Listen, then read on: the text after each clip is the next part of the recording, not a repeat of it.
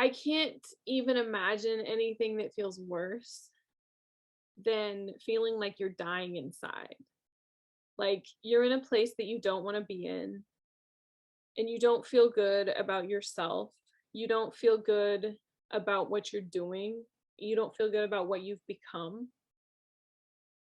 I mean, a lot of us talk about being authentic. We talk about being true to ourselves. So when you're striving to fit in with other people, is that really what you want?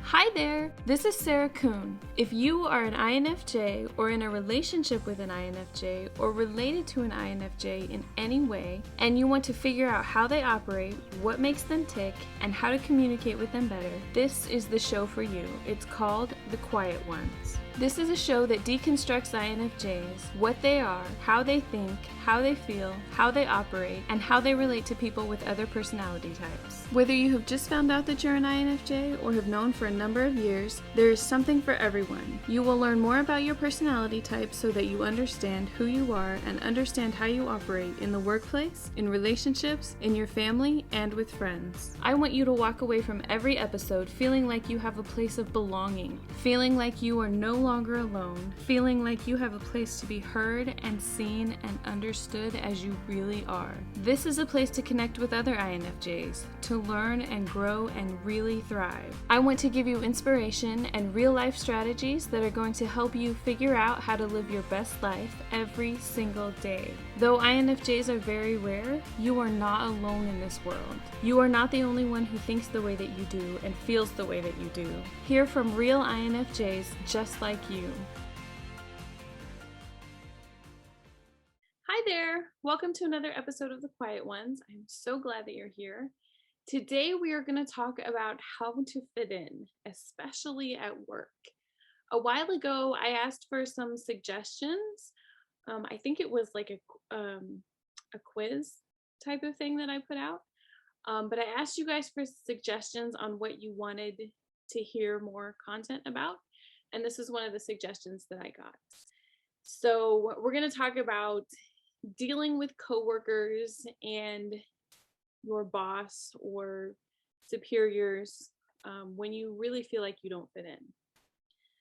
The first thing that I want you to know is that you're definitely not alone. A lot of INFJs feel this way. I have felt this way pretty much every job that I've been in, every school that I went to, too. I felt like this.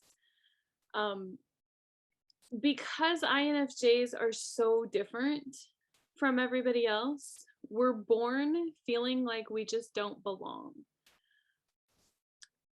And because we feel like that, a lot of us end up feeling like we're not enough as well. So this causes the majority of us to fall into what we call people pleasing. So just doing whatever we can for the people around us because it gives us a sense of belonging, right? We feel needed. We feel like there's a reason that we should be there. I have done this a lot at work. I used to do it at school, but instead of pleasing the kids that were around me, I would look to please the teachers. So I wanted to have the best grades. I wanted to be the good example in school, the quiet one, who was always on their best behavior, never disrupting class, never doing anything that I shouldn't do. When you fall into that role of people pleaser, you typically have a couple of other issues too.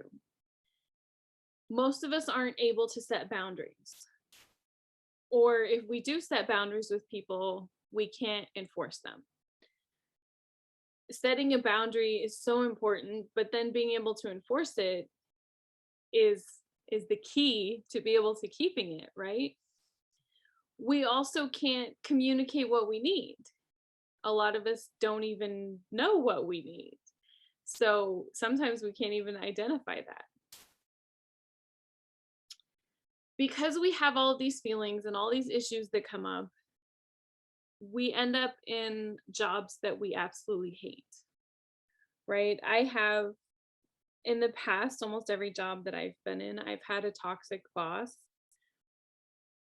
somebody who I just could not stand. Even the thought of being around them irritated me, let alone having to work with them. But of course, I would never say that to them. They didn't know that I didn't like them. I was always still the good girl who was doing everything that I was supposed to be doing. Um, Another way that this shows up is you're scared to speak up for what you need. Because, like we spoke about before, you can't even identify what you need. But when you can, you're not able to communicate that either. You don't want to speak up and say, hey, I need a new computer. Can you get me a new computer? Or, hey, I have way too much work to do. Is there somebody else who can help me with this? Not being able to talk in meetings is another thing, not being able to speak up. I was in a meeting not too long ago, a couple of years ago now, I guess. Fun. Um, I was in a meeting with my boss, the president of the company, and then three other um almost like owners of the company. So I was pretty intimidated to be in this meeting, right? Because I'm not on the same professional level as these people. And we were talking about marketing. My job was the marketing manager. So you would think that they would be interested in my opinion. But they were all talking over me. Nobody really looked at me directly and said, hey, what do you think? Or what's your idea? So I waited until everybody had talked. And then one of the managing partners just kind of said openly, does anybody else have any ideas? And I was like, had been I had been going over in my head the whole time they were talking what I was going to say. And I was shaking. I was so nervous. And I was trying really hard to be able to speak with authority rather than, I didn't want them to know that I was scared, and I was trying really hard to control the fact that my hands were shaking so they weren't able to see that. But I felt this huge weight off my shoulders when I could talk, but then I also felt guilt afterwards. And then, of course, there was backlash afterwards because two people in the meeting didn't want me to say anything. And so then I had to deal with that afterwards. So that's one of the ways that this shows up. Another one is not getting paid enough. A lot of us don't want to ask for a raise. We don't want to ask when we get the job for how much money we actually want. And sometimes we don't even believe that we deserve that much. When I got the job that I have now, prior to that, I got $15,000 more a year when I got this job. The job that I had previous to that, I was paid $20,000 more a year than I had ever had. So when I was at this job, when I got this job, I was super excited. And one of the ladies that I worked with at my previous job had worked in HR, so she kind of knew when everybody was paid. And I was telling her that, I got this new job and I'm going to get paid $15,000 a year more. And she's like, that's it? And I'm like, what do you mean that's it? That's a lot of money. Like, that's more than I've ever been paid in my life. And she's like, people who do your job get paid $20,000 or $25,000 more than what you just got paid. I'm like, really? She's like, yeah. Why didn't you ask for more money? And I'm like, I don't know. Do I deserve that much more money? And that was kind of something that I had to, well, first recognize that it's a problem. And I've always had this feeling of not being enough. So then, of course, why wouldn't that carry over into your job, right? Another thing that comes up is doing everyone else's work. This comes up a lot for all of us. Because we're the people pleaser, if there's something to be done, we want to be recognized for doing good work.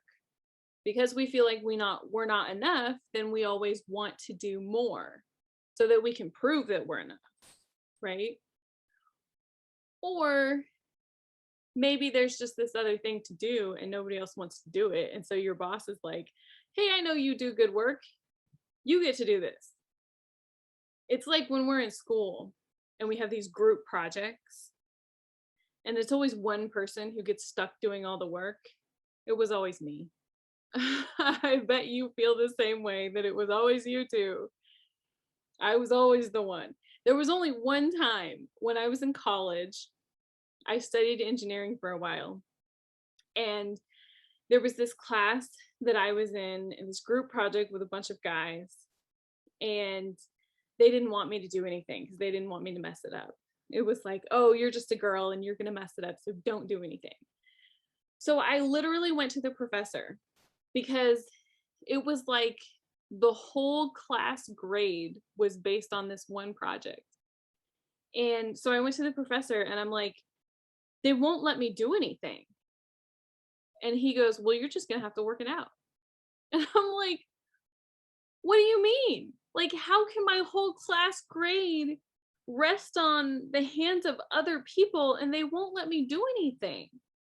And he's like, well, when you get into the workforce, you're going to have to deal with these issues and you need to learn how to handle these issues.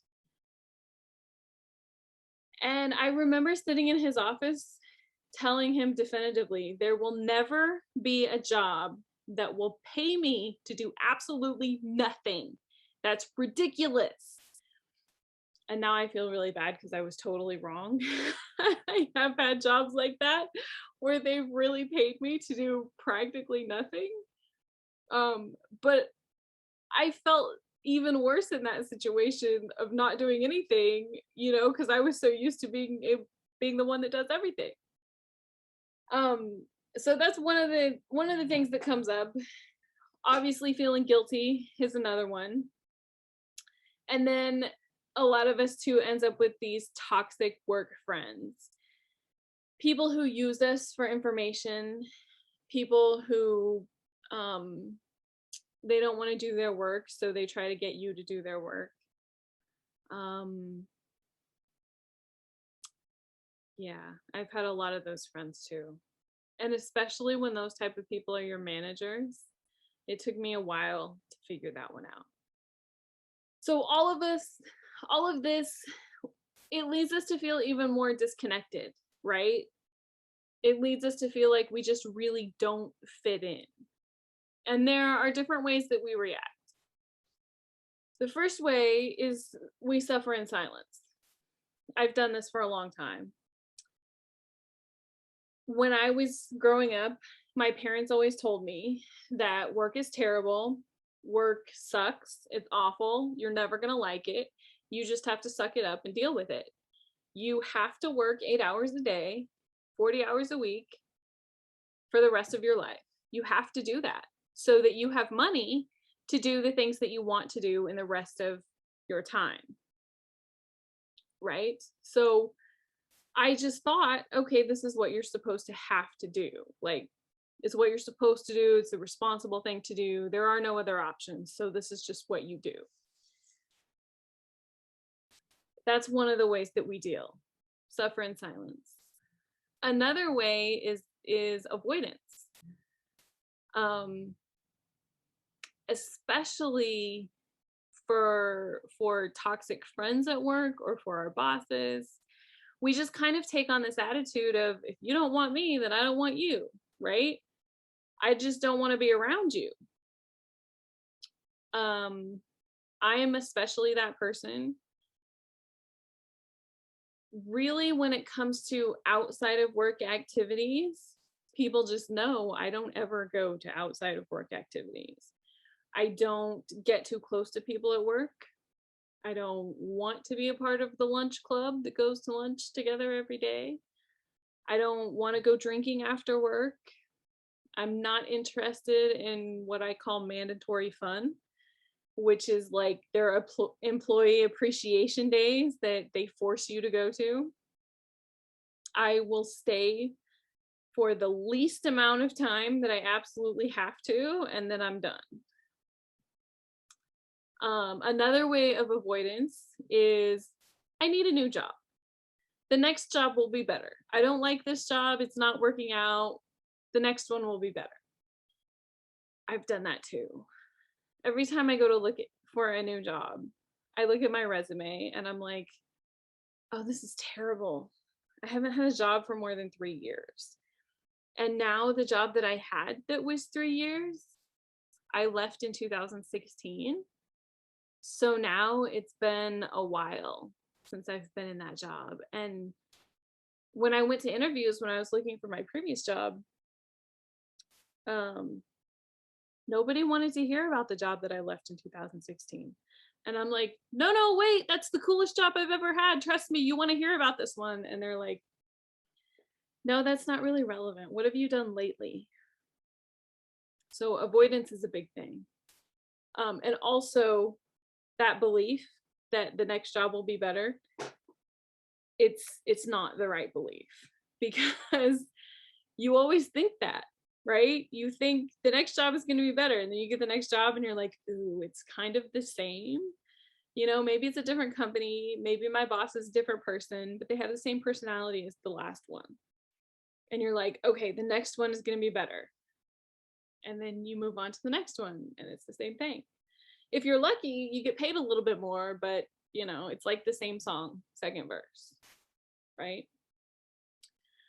Another way that we react to, we don't fit in, I don't fit in, is this misfit mindset, right? We know that we're different. And so we just lean into that whole, I'm not a part of the group.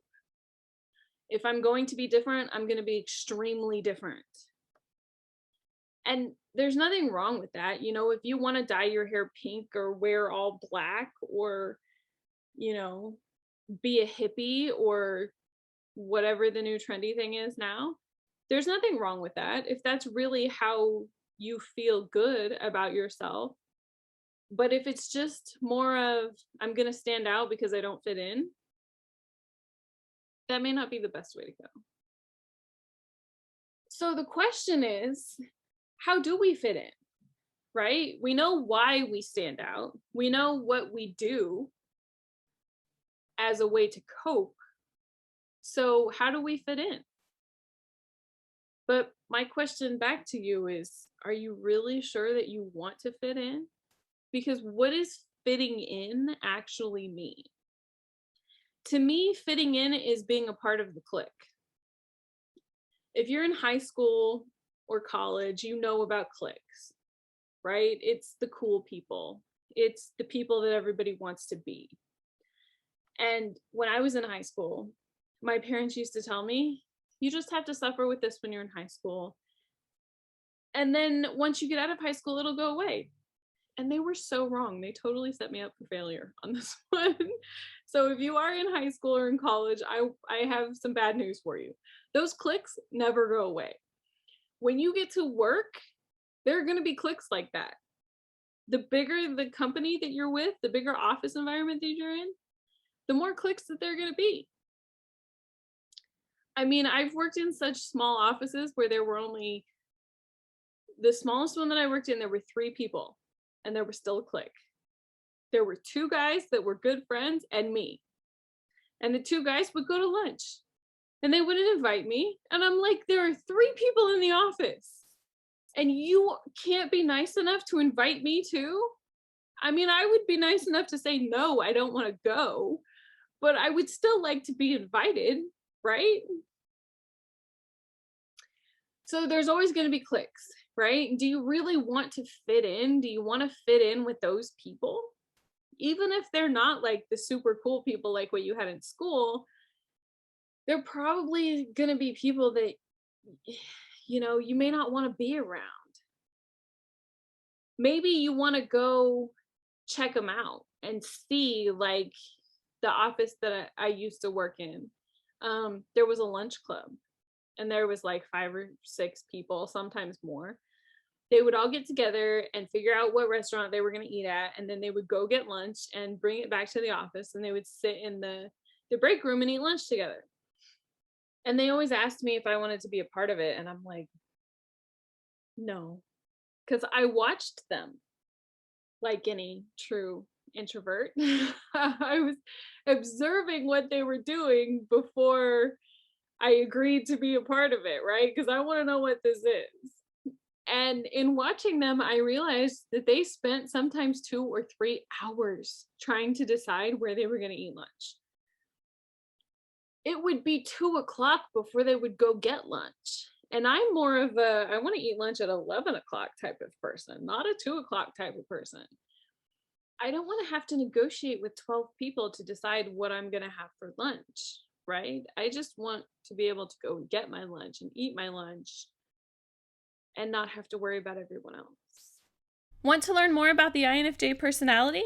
Check out my book, The INFJ User Guide. It covers every question you have about INFJs.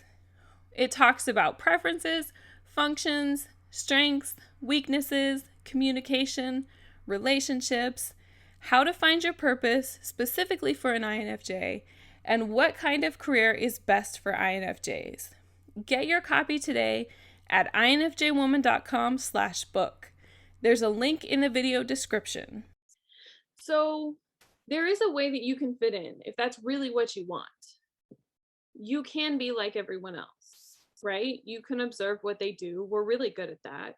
As INFJs, we're really good at observing. We're good at picking up on other people's emotions. We're good at seeing what their intentions are, right? So you can go join the lunch club, right? You can watch the shows that they watch on TV so that you have something to talk about with them. You can watch the sports that they watch so that you can be a part of those conversations. You can wear the type of clothes that they do, even if you have to buy them used, right? If you can't afford these nice fancy clothes, there are ways that you can finagle that, right? You can be interested in all of the things that they're interested in, even if you have to pretend. You can still figure out how to do that. You can practice small talk. You can get better at it. It is possible, even if you don't like it. You can learn how to be sociable, or you can at least learn how to look like you're sociable. All of these things are really possible. You can be a part of the it crowd. Even if the it crowd is a bunch of nerdy guys at work, you can still be a part of them, right? You might be totally and completely miserable in the process, but it's possible. I've done it before. I've done it on so many occasions before. It is possible. The downside is that you're going to feel like you're dying inside. You're going to feel like your soul is being ripped out of your body and like you just can't take it for another moment. It's like eating something that really doesn't taste good.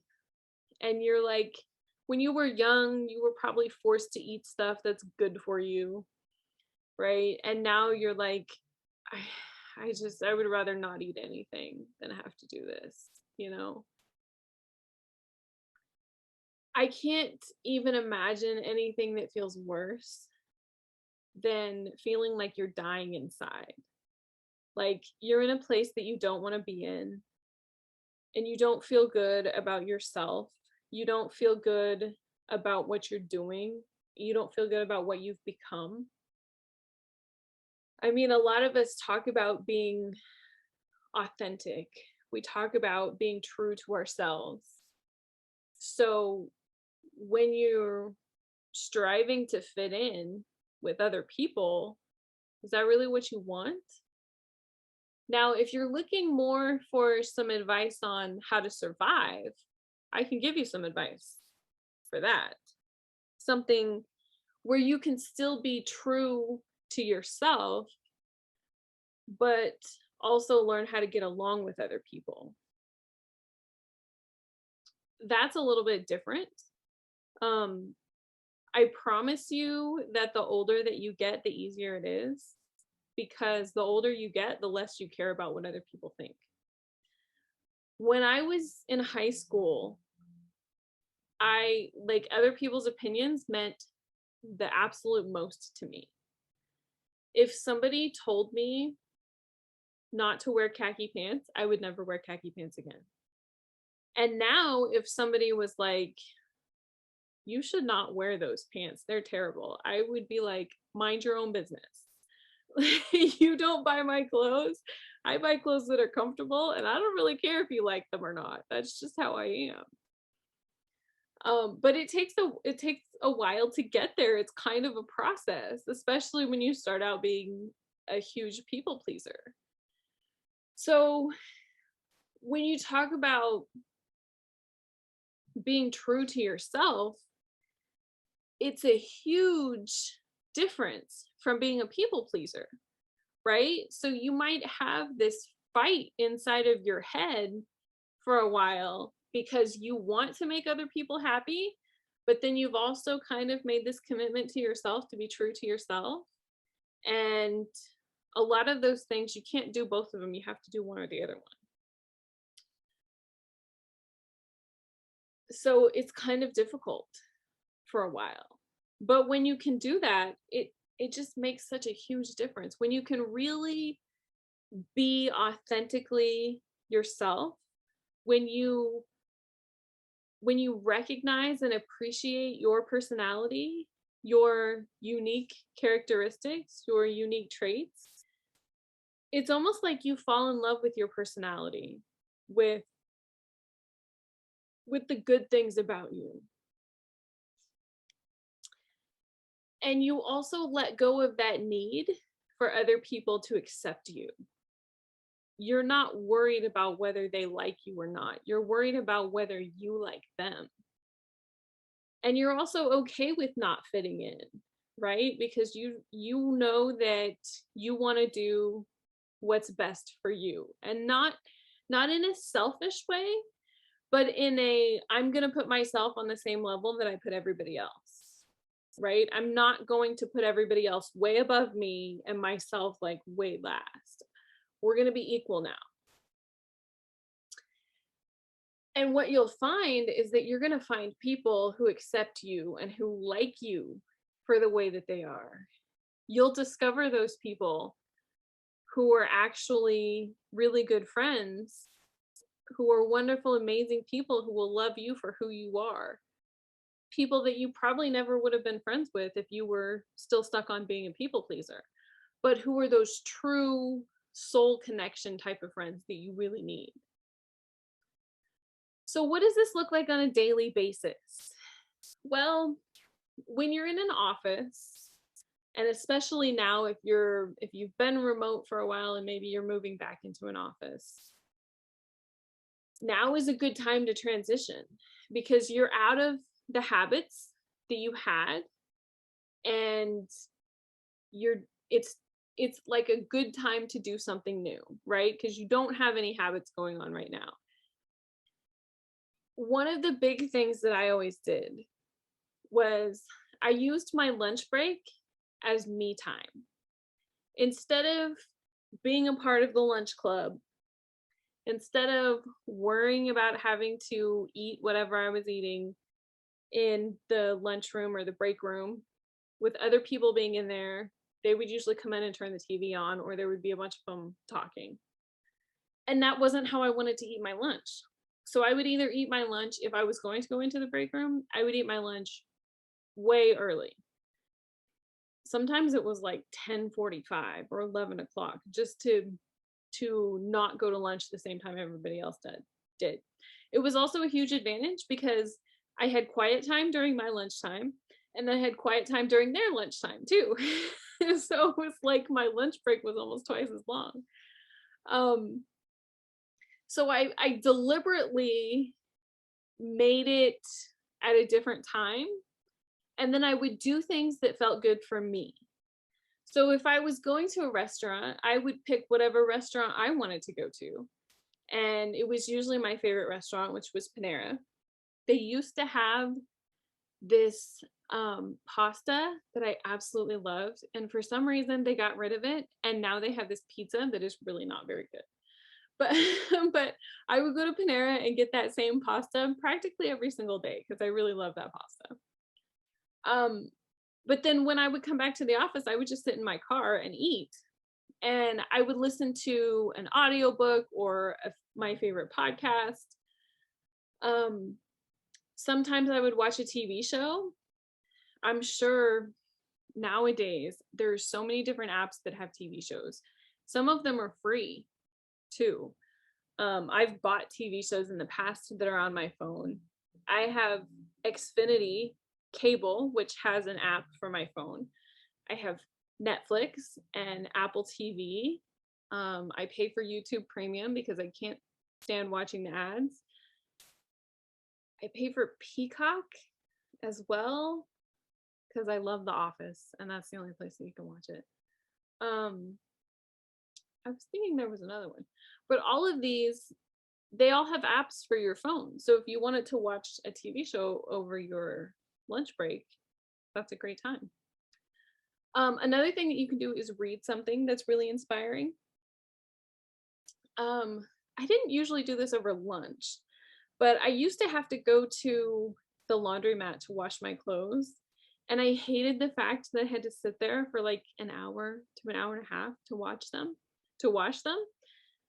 But then I was like, well, okay, here's an hour and a half that I'm sitting here doing nothing. I could be doing something. And I bought a book that I really wanted to read, and I never had any time to read it. So I thought, okay, this is a great time to read this book. So I would sit there and read the book while my clothes were getting washed.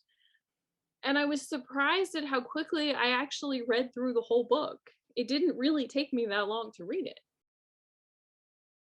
So reading a book, especially if you have kids and a husband and, or a wife and a lot of other things going on, you may not have time to read. But your lunch break would be a great time to do that. Basically, just find a way to treat yourself in some way. Do something that you enjoy doing during that time. So that way it doesn't feel like a drag that you have to eat lunch by yourself, right? It feels like a treat. Plus, it's quiet time.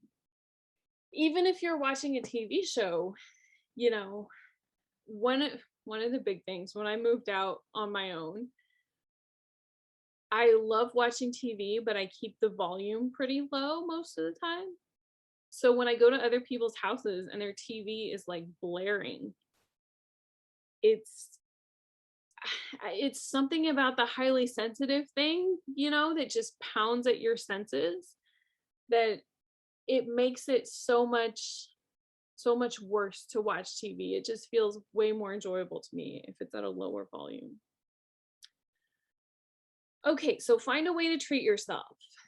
Another thing that you can do is find someone in the office that you connect with. Now, if you're in an office that has 3 or 4 people, like the one that I worked at, there may not be anybody in that office that you connect with. But hopefully you're in an office that's at least a little bit bigger than that, where there's at least one person that you can connect with. I usually look for the people that nobody else likes. The one who aren't in the cliques, the ones that deliberately go to lunch by themselves. A lot of times, those are my people. And then I try to get to know them. I find something that I can talk to them about, even if it's just, hey, how come you don't go to lunch with the clique? Or can you believe that they spend 3 hours trying to figure out a place to eat? Something, anything. Sometimes I even do something nice for them. Any way that you can find to connect with them.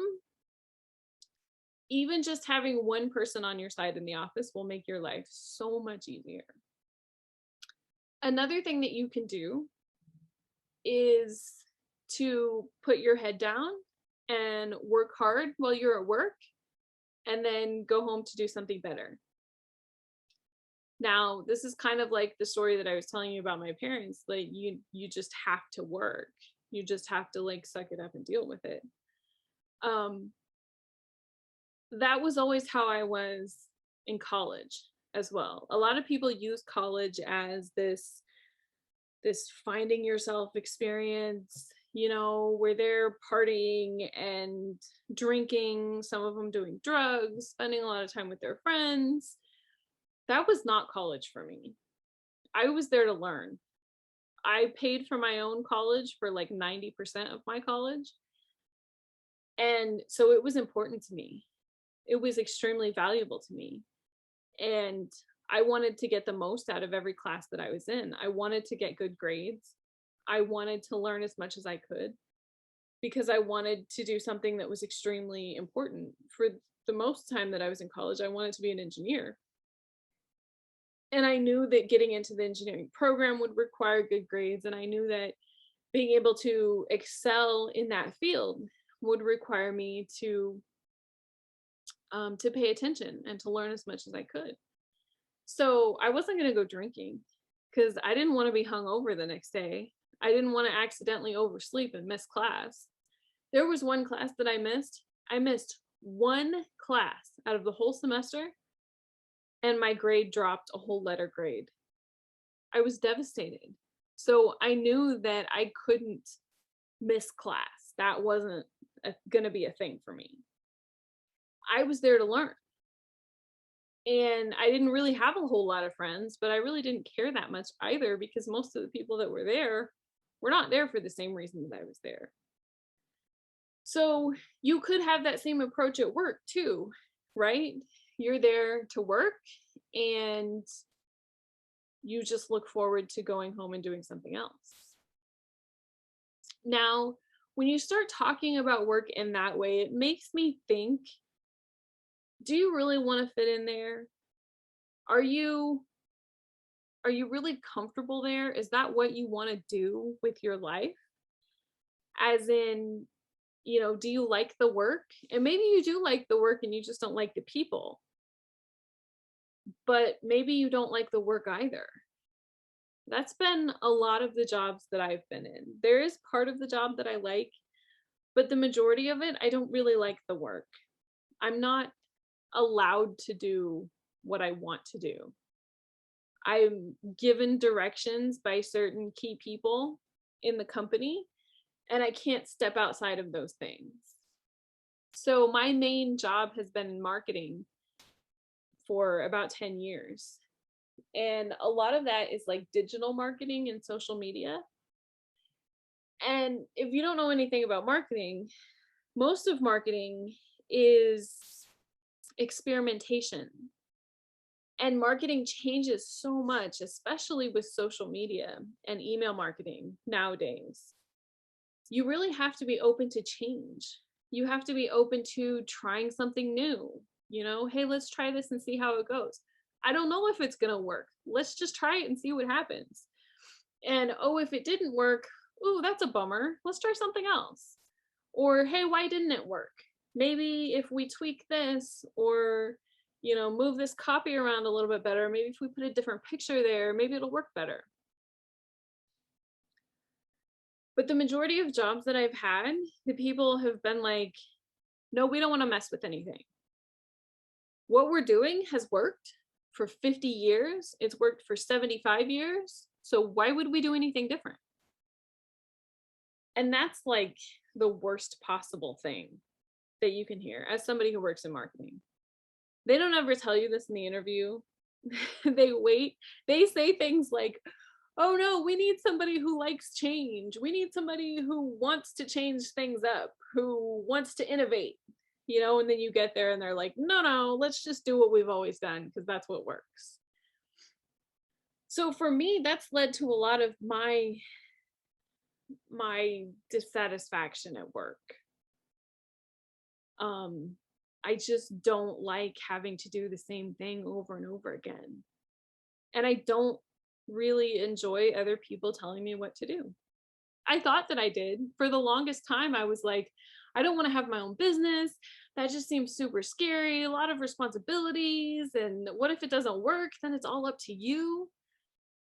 But it seems like the older that I get, the less I want to deal with other people telling me what to do. And now that I'm branching out and I'm starting my own business, it kind of feels like that same feeling that I had when I moved out of my parents' house. And My parents were pretty flexible, honestly. They really didn't have a lot of rules. There wasn't a curfew that we had to abide by. We didn't have chores that we were required to do. But even still, when I moved out, I felt like this huge sense of freedom. Like, hey, I can do whatever I want. I can eat whatever I want. I can watch whatever I want on TV. There's nobody that I have to negotiate with. There's nobody whose feelings that I'm going to hurt. It's whatever I want. And I kind of have that same feeling about having my own business too. That's like, I don't have to worry about what other people say. I don't have to do what they say. I can do whatever I want to do. And if what I want to do is creative or inspirational rather than something so structured like what I thought I had to do, then that just feels so much better. That feels more true to me. And I can show my personality more. I don't have to be what other people think that I should be.